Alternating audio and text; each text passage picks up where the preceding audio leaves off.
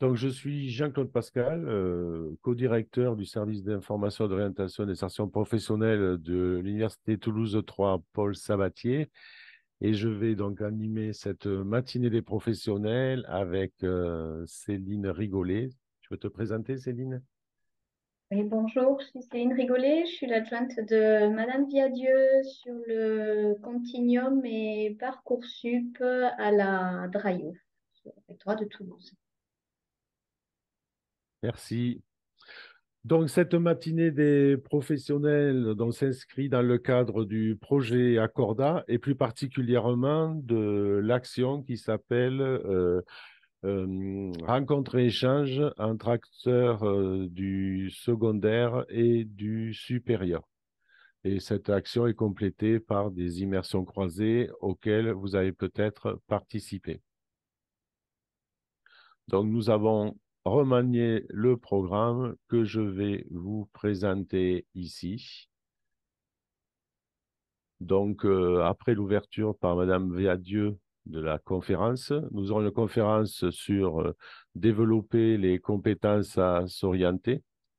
Ensuite, nous aurons une série de conférences sur d'abord les constats et leviers des parties prenantes sur l'engagement des élèves et des étudiants, une vision plutôt du secondaire, avec l'engagement des familles, l'engagement des lycéens et les cordées de la réussite. Nous ferons ensuite une pause. Nous passerons à la transition secondaire supérieure et ensuite nous verrons comment s'engager dans le supérieur. Et enfin, la dernière conférence sera une conférence sur l'éducation à l'orientation et les compétences à s'orienter et qui s'appuiera sur un dispositif qui a été mis en place en troisième année de psychologie. Je passe la parole à Madame Viadieu. Merci Jean-Claude. Bonjour à tous. Donc, je suis Anne Dieu, directrice de région académique déléguée sur l'Académie de Toulouse, le plus important à l'information et à l'orientation.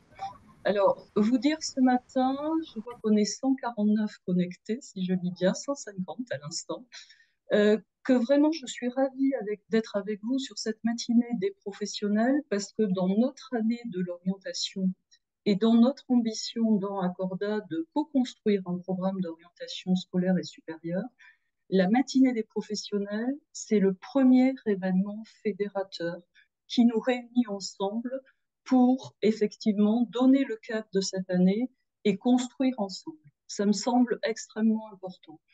J'ai envoyé très récemment, la semaine dernière, une circulaire de politique générale concernant l'orientation. Donc c'est vraiment quelque chose qui est très général, mais qui là aussi donne le cap aux établissements, aux DAZEN, aux différents acteurs de l'orientation, et je l'ai envoyé aussi effectivement à nos partenaires de l'enseignement supérieur. Et il est accompagné d'un agenda de l'orientation. Sur cet agenda de l'orientation, qui a une version collège et une version lycée. Pour le lycée, le premier événement qui est noté, c'est la matinée des professionnels. Et c'est dire l'importance effectivement de cette offre de service dans Accorda de nous retrouver ce matin.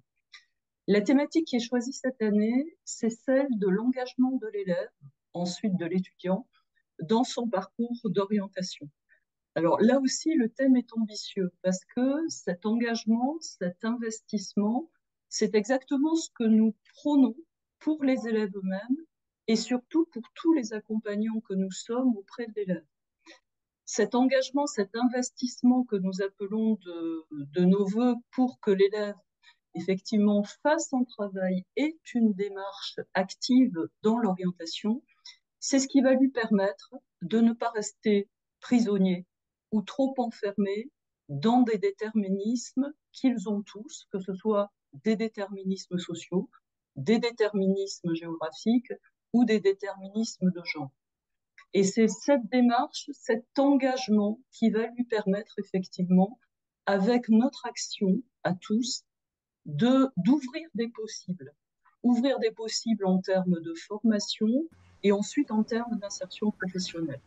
Alors, dire ça comme ça paraît simple, sauf qu'on sait que l'orientation est une thématique extrêmement complexe, tout le monde en parle, en même temps, c'est très intime, c'est le projet personnel de l'élève.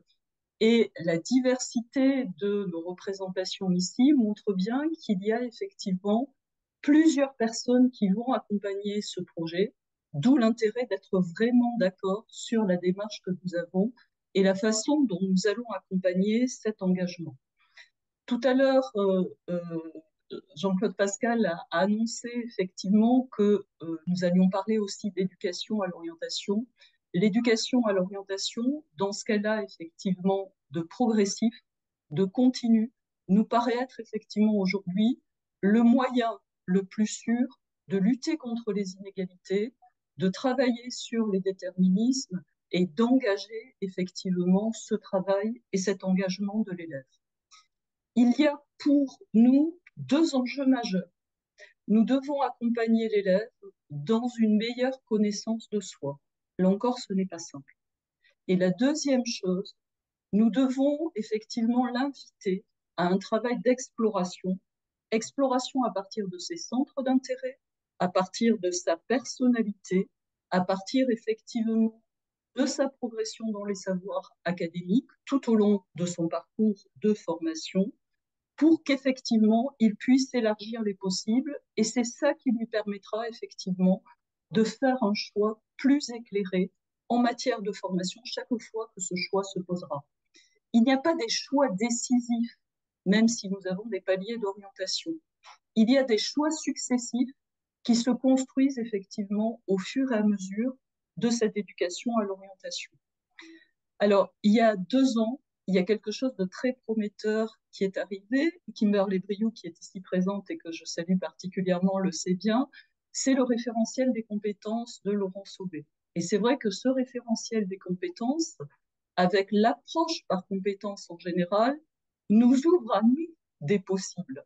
Parce qu'effectivement, on sait très bien que l'approche par compétences est dynamisante à la fois pour les accompagnants et pour l'élève dans l'éducation à l'orientation. Nous avons dans l'académie engagé 2 travaux. Une expérimentation sur compétences disciplinaires transférables au champ de l'orientation. Cette expérimentation aujourd'hui mobilise 11 disciplines. Elle est portée par les différents corps d'inspection, que ce soit les IAIPR, les IELTEG ou les inspecteurs de l'information et de l'orientation. Et nous avons 26 établissements expérimentateurs. On avance lentement, j'espère sûrement, parce que là encore, c'est quelque chose de novateur qui ne va pas résoudre tous les problèmes d'un coup. La deuxième expérimentation que nous menons, particulièrement le Collège des IENIO, c'est un travail autour des compétences à s'orienter dans le parcours à venir des établissements qui se saisit d'une intercatégorialité. C'est particulièrement Romain Pavant et Karine Debing qui portent ce projet.